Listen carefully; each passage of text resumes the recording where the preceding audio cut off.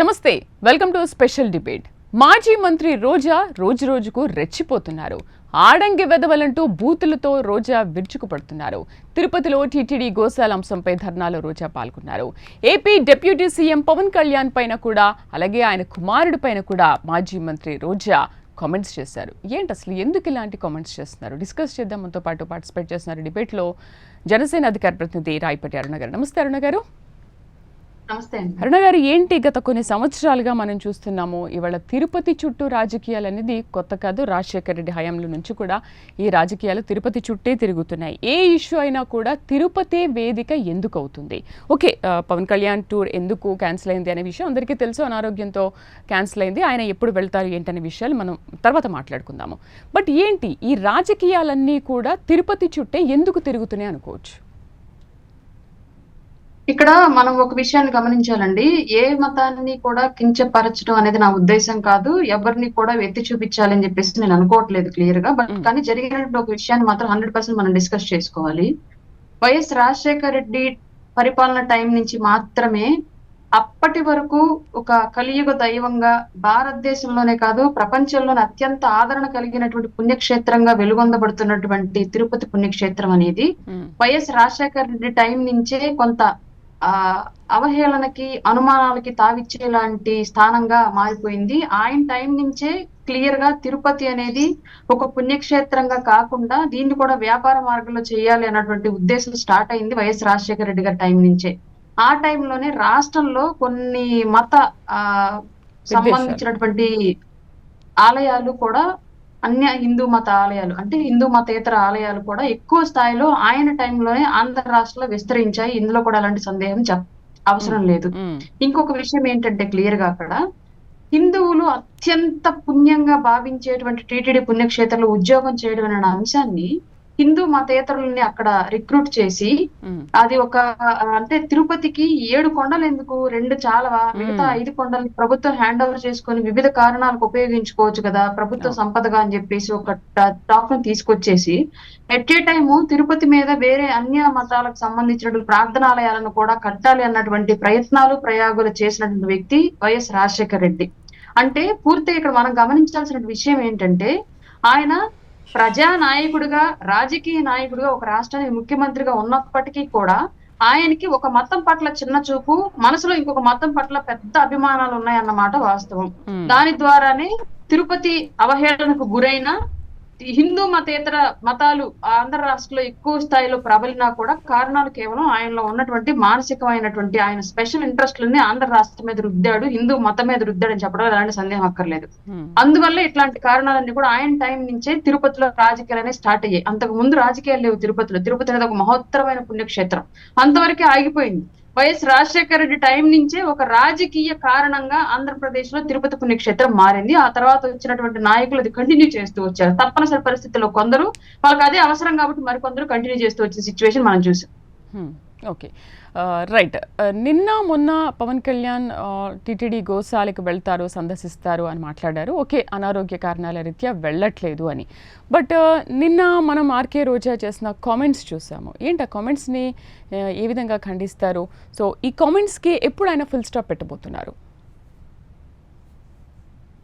రోజా ఇలాగే వాగుతూ ఉండాలి, వైసీపీ అలాగే ఓటమి పాలవుతూ ఉండాలని బలంగా కోరుకుంటున్న వ్యక్తులు నేను ఒకదాన్నండి. క్లియర్ గా చెప్తున్నాను ఈ విషయం. ఎందుకంటే 151 సీట్ల నుంచి 11 సీట్లకు ఎలా పడిపోయింది, అంత సడన్ గా అన్ని సీట్లు ఎలా కోల్పోయింది ఒక పార్టీ ఆంధ్ర రాష్ట్రంలో అంటే ఆ పార్టీకి సంబంధించి మనం ఏదైనా ఒక వ్యాసం రాసేటప్పుడు పాయింట్ల వైజ్ గా రాసుకుంటున్నట్టుగా వైసీపీ ఓటమి అనే ఒక వ్యాసం స్టార్ట్ చేస్తే అందులో పాయింట్ల వైజ్ గా ఓటమికి కారణాలు వెతుక్కుంటూ వస్తే టాప్ 10 కారణాల్లో రోజా నోటి దోల అనే ఒక పదం కూడా యాడ్ చేయొచ్చు మనం. అట్లాంటి పరిస్థితి గత 5 ఏళ్ల పాటు ఆవిడ మాట్లాడినటువంటి మాటలు ఎంతో మంది న్యూట్రల్ గా ఉండే పీపుల్ ని ఆ టైంకి మనకి ఏ పార్టీ యొక్క మేనిఫెస్టో బాగుంటే, ఏ నాయకుడు ఇచ్చినట్టు హామీ బాగుంటే మనం ఆ పార్టీకి ఓటేద్దాంలే అన్ని న్యూట్రల్ గా ఆలోచించినటువంటి పీపుల్ ను కూడా వైసీపీకి ఓటేయకూడదురా బాబు అనిపించేలాగా వాళ్ళ మనస్తత్వాన్ని మార్చినటువంటి ఏకైక యోధురాలు రోజా.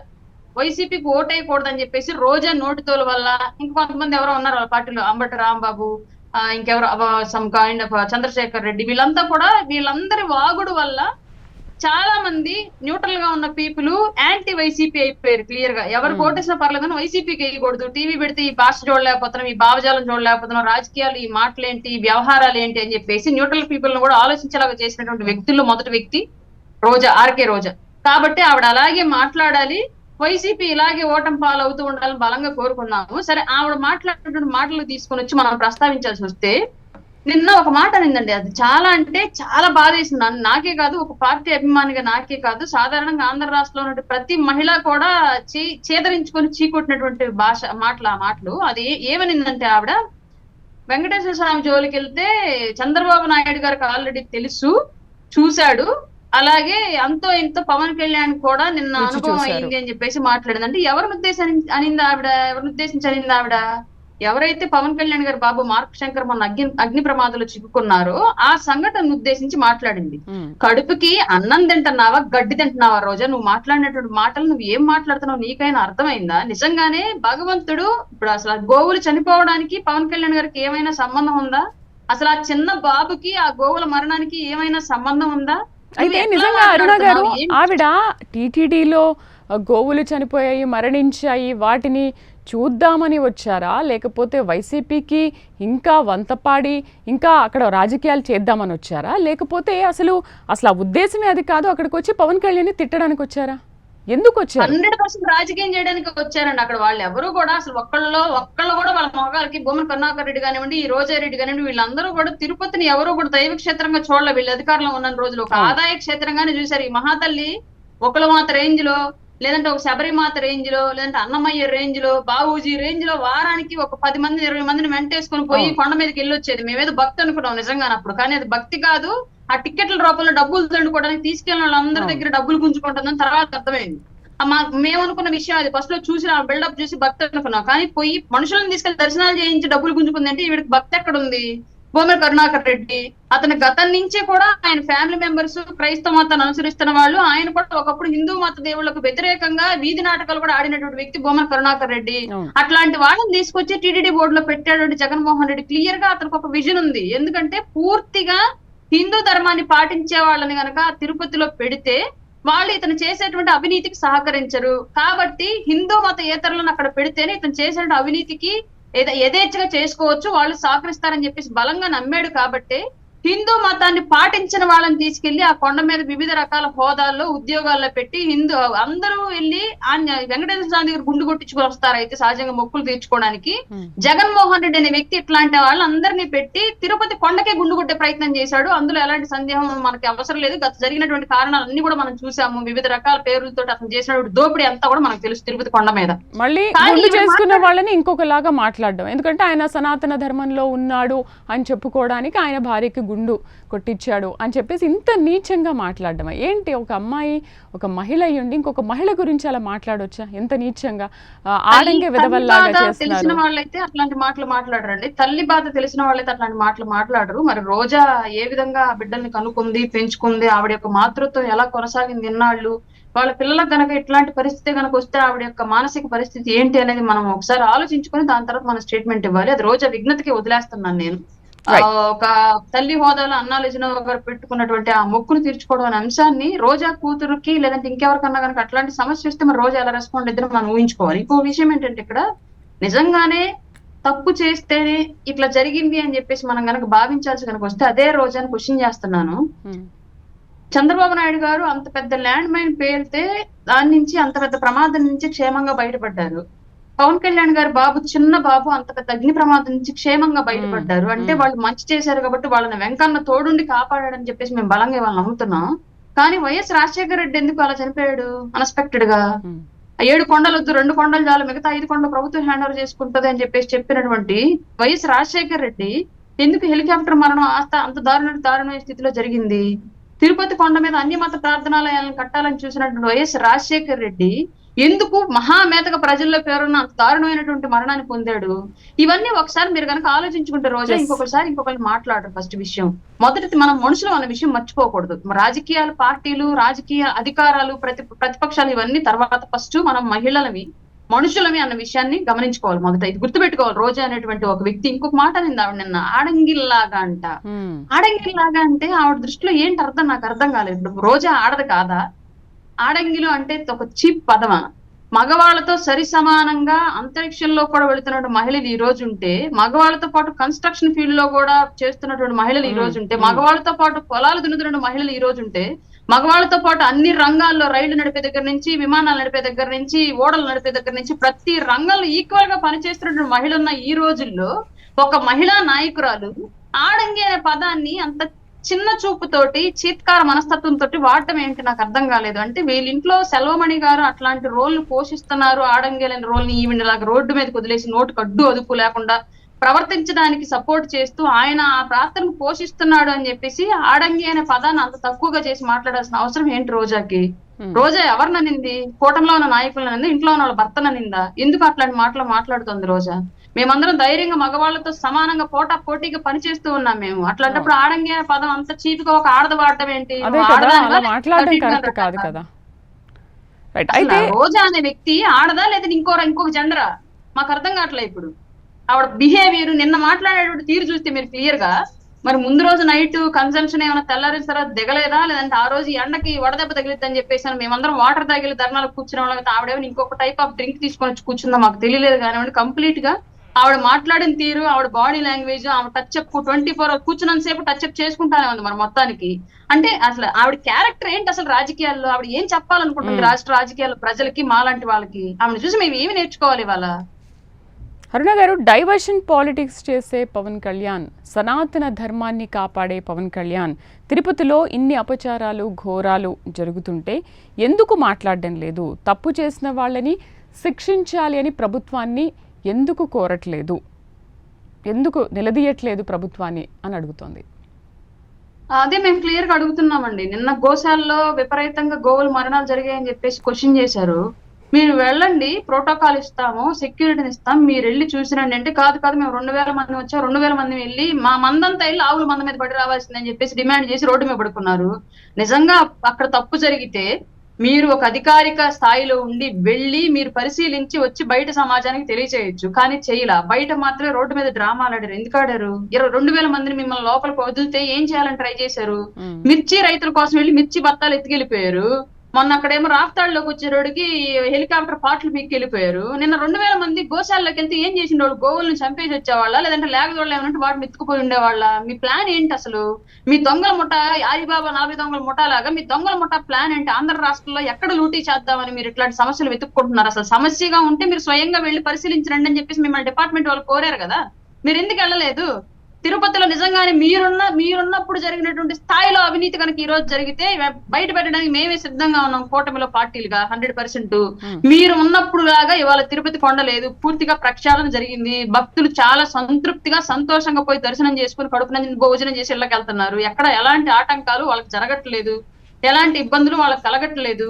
అయినా సరే మీ సమస్య ఏంటి? అసలు కేవలం తిరుపతి క్షేత్రాన్ని అలాగే మద్యం కుంభకోణాన్ని రెండు మాత్రమే చేసుకొని గత 5 ఏళ్ల పాటు పాలన సాగించినటువంటి మీ వైసీపీ ప్రభుత్వం ఇవాటికి కూడా ఎందుకు తిరుమల క్షేత్రాన్ని వదలటం లేదు? ఇప్పటికి కూడా శనీశ్వరం లాగా ఎందుకు ఆ కొండను పట్టుకుని మీరంతా వేలాడుతూ పీడిస్తున్నారు ఆంధ్ర రాష్ట్ర ప్రజల్ని? అక్కడ ఏం దాచిపెట్టారు మీరు? అది ఏం బయటపడిద్దని వాళ్ళు పోట్లాడుతున్నారు తిరుపతి కొండ గురించి. నిజంగా నిన్న ఆవిడ ఏడుకొండల స్వామి గురించి మాట్లాడుతుంటే ప్రజలందరూ కూడా చాలా నవ్వుతున్నారు. నిజంగా మీకు అంత ప్రేమ ఉంటే, ఆ గోవుల మీద కానీ వెంకటేశ్వర స్వామి మీద కానీ అంత భక్తి ఉంటే మీరు డిక్లరేషన్ పైన ఎందుకు సైన్ చేయట్లేదు? అది నిరూపించుకోవాలి కదా. మతాన్నే నమ్మనటువంటి వ్యక్తి అతను. హిందూ మతం అంటేనే అతని దృష్టిలో ఒక చెడు అన్న భావన ఉంటున్నటువంటి వ్యక్తి అతను. అందుకే ప్రసాదాలు పెట్టిన సైడ్ గా విసిరేస్తాడు, నెత్తిన అక్షంతలు వేస్తే దులుపుకొని వెళ్ళిపోతుంటాడు. కనీసం ఒంటి మీద స్వామివారి వస్త్రం కప్పడానికి కూడా అతను ఎప్పుడు సహకరించలేదు. అట్లీస్ట్ అతని భార్యను తీసుకుని ఏ రోజు స్వామివారి వస్త్రాలు ఇవ్వడానికి కూడా రాలేదు. మేబీ అన్య మతస్థురాలు అయ్యి ఉండొచ్చు కాక, నువ్వు కూడా అన్య మతస్థుడివి, మేము హిందువు కాదు. కానీ నువ్వు వస్తున్నావు కదా, నువ్వు వస్తున్నప్పుడు నీ సాధారణచారిని తీసుకొచ్చేసి డిక్లరేషన్ మీద సంతకం పెట్టేసి, నేను ఒక ముఖ్యమంత్రి సాధారణచారిణిగా ఉన్నాను, ఈ రోజు నా భర్త ఈ కైంకర్యం చెయ్యాలి కాబట్టి ఆయన భాగస్వామిగా నేను పాలు పంచుకోవడానికి వచ్చానని చెప్పేసి ఒక డిక్లరేషన్ మీద సంతకాలు పెట్టేసి వెళ్ళడానికి ఏంటి సమస్య? అలా జరగలేదు. అసలు ఏకంగా దేవుణ్ణి తీసుకెళ్లి భార్య దగ్గర పెట్టి సెట్ చేశాడు.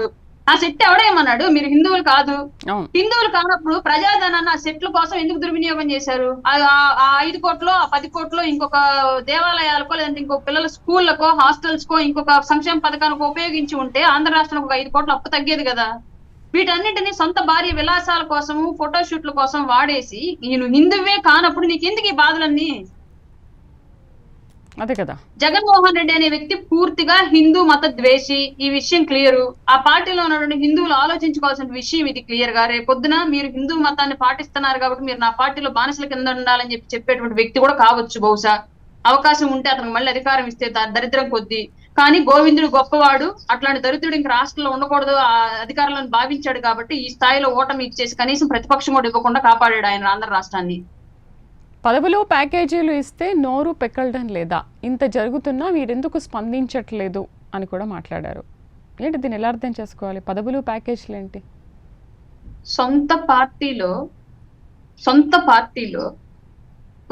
ఆమె గెలుపు కోసం పోటీ చేసినటువంటి ఒక మహిళా నాయకురాల దగ్గర స్థానికంగా ఉన్నటువంటి ఒక పదవి ఇవ్వడానికి 20 లక్షలు లంచం తీసుకున్నటువంటి రోజా కూడా ప్యాకేజీల గురించి మాట్లాడడం మొదటిది. రెండోది, అదే సొంత పార్టీలో స్థానిక నాయకుల్ని గౌరవించక అదే సొంత పార్టీలో ఉన్నటువంటి నాయకులతోటి నీచంగా అడిగించుకున్నటువంటి రోజా కూడా పదవుల గురించి మాట్లాడటం.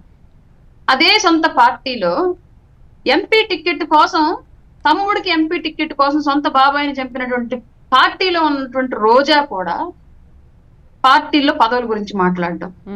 పేరుకేమో నా ఎస్సీలు, నా బీసీలు, నా మైనార్టీలు అని ఇచ్చేటువంటి పదోన్నతులు, సలహాదారులు అన్ని పెద్ద ఆంధ్ర రాష్ట్రంలో ఎక్కువ స్థాయిలో ప్రజల ధనాన్ని లూటీ చేయగలిగేటువంటి అన్ని పోస్టుల్లో కూడా రెడ్డి సామాజిక వర్గాన్ని, బినామీ రెడ్డి సామాజిక వర్గం క్లియర్లీ మెన్షన్ చేస్తున్నాను, బినామీ రెడ్డి సామాజిక వర్గాన్ని పెట్టి కేవలం 5,000కి 6,000కి చేసేటువంటి వాలంటీర్ ఉద్యోగాల్లో మాత్రం ఎస్సీల్ని, బీసీల్ని, మైనార్టీల్ని పెట్టి పదవులన్నీ కూడా సొంత కుటుంబానికి, కులానికి దారపోసుకున్నటువంటి ఒక జగన్ రెడ్డి పార్టీలో ఉండి రోజా కూడా పార్టీలో పదవుల గురించి మాట్లాడడం నిజంగానే సిగ్గుచేటండి. ఇది ఇట్లాంటి మాటలు మనం వినాల్సి రావడం మన దౌర్భాగ్యం.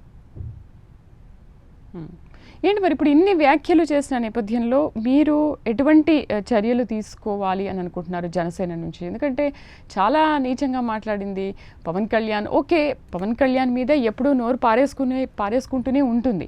బట్ ఆ చిన్న పిల్లవాడు ఏం చేశాడు? పసిబిడ్డ కదా, అతన్ని, ఆ చిన్న బాబుని కూడా రాజకీయాల్లోకి లాగుతుందా? అసలు అలా మాట్లాడడం ఎంతవరకు కరెక్ట్?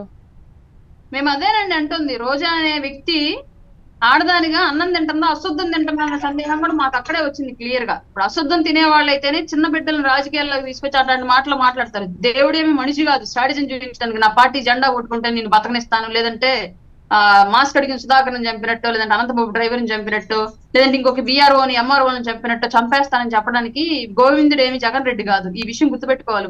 రోజా రెడ్డి ఈవిడ మాట్లాడే ప్రతి మాట కూడా ఆవిడ వెంకన్నని, అలాగే హిందూ ధర్మాన్ని అవహేళన చేస్తూ మాట్లాడుతోంది. కాబట్టి ఖచ్చితంగా ఆమన్నట్టుగా గోవిందుడు చూశాడు గత 5 ఏళ్ల పాటు ఈవిడ దారుణాలను చూశాడు కాబట్టి ఇవాళ ఆ స్థాయిలో ఓటం పాలై ఇంట్లో కూర్చుంది. అయినా మళ్ళీ తెలుసుకోలేక ఇంకా ఇట్లా మాట్లాడుతూ ఉంటే మాత్రం భవిష్యత్తులో ఇంకేం జరిగిద్దో మేము చెప్పలేం. నిజంగానే వెంకటేశ్వర స్వామి చాలా పవర్ఫుల్ గాడు, మాకు అందరికి తెలిసిన విషయమే. మరి ఆయన కొండను రాజకీయాలకు వాడుకుంటే మాత్రం, ఆయన కొండ ఆయన పేరు మీద చిన్న బిడ్డల్ని రాజకీయాల్లోకి లాక్కొచ్చి మాట్లాడితే మాత్రం, అసలు అభంశుభం తెలియనటువంటి పసిబిడ్డల్ని కూడా కక్ష పెంచుకొని ఇట్లాంటి మాటలు మాట్లాడుతుంటే మాత్రం ఖచ్చితంగా గోవిందుడు చూస్తాడు. ఏదో ఒక రోజు ఆ వార్త ఇదే డిబేట్ లో కూర్చొని మనం మాట్లాడుకోవాల్సిన సిచ్యువేషన్ వచ్చిందేమో తెలియదు. అరుణ గారు, ఏంటి ఎటువంటి యాక్షన్ తీసుకుంటున్నారు మరి మీరు? యాక్షన్ ఏంటి, ఇట్లాంటి వాళ్ళందరినీ పట్టించుకుంటూ పోతే ప్రభుత్వానికి వేళదే పని అయిపోద్దండి 100%. అక్కడ మేము మెయిన్ ఫోకస్ పెట్టినటువంటి అంశం ఏంటి అంటే, గోశాలలో గోవుల మరణాలు జరిగింది, ఎంత మేర జరిగాయి, అసలు ప్రతి ఒక్క గోవుకి జియో ట్యాగింగ్ ఉంటుంది 100%. దాని వయసు ఎంత, ఏ టైంలో ఏ వయసులో ఆ గోశాలలో అడుగు పెట్టింది, ఇప్పుడు దాని వయసు ఎంత, ఎలాంటి ఇబ్బందులు ఉన్నాయి, ఎన్నేళ్ల పాటు అక్కడ కొనసాగింది, లైఫ్ టైం అని చెప్పేసి క్లియర్ గా జియో ట్యాగింగ్ ఉంటది. ప్రతి గోవు ఇప్పుడు వీళ్ళు చెప్పినట్లుగా లెక్కల ప్రకారం వీళ్ళు నిరూపించిన పక్షంలో ప్రభుత్వం మీద, అలాగే తిరుపతి గోశాల మీద రాజకీయం చేసినందుకు 100% వీళ్ళ మీద క్రిమినల్ కేసులు అయితే కడతాము, ఖచ్చితంగా కట్టే తీరుతాము. ఇట్లాంటి బురద ఇంకొకసారి ప్రభుత్వం మీద, టీటీడీ క్షేత్రం మీద జల్లకుండా మాత్రం చర్యలు అయితే చేపడతామండి 100%. దాంట్లో ఎవడన్నా ఉండండి, వెనక నడిపించిన వాడు ఎవడైనా మాకు సంబంధం లేదు.